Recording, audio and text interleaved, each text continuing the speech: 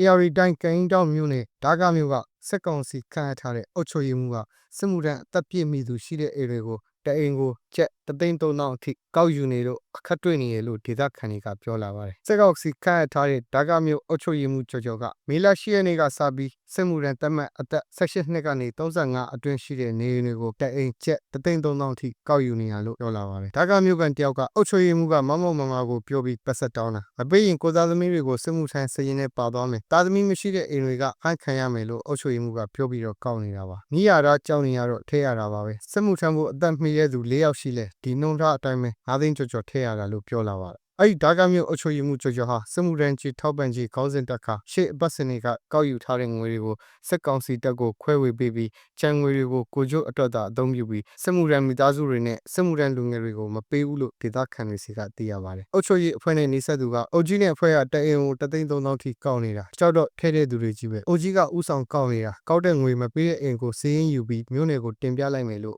အုပ်ချုပ်ရေးအဖွဲ့ကပြောတယ်။မထက်ရင်ဖမ်းမှကြောက်တော့ထဲရတာပဲလို့ပြောလာတာပါ။ဒါပြင်အဲ့ဒီဒါကမျိုးအုပ်ချုပ်ရေးမှူးကျော်ဟာစစ်မှုထမ်းအကြောင်းပြငွေကောက်ယူနေတာအပြင်စစ်မှုထမ်းအပတ်စဉ်1ကနေအပတ်စဉ်17အထိရက်သားလူငယ်တွေကိုစက်ကောင်စီတပ်နဲ့ပူးပေါင်းကနေအိမ်တွေအထိလိုက်လံဖမ်းဆီးခေါ်ဆောင်ခဲ့တယ်လို့လည်းသိရပါတယ်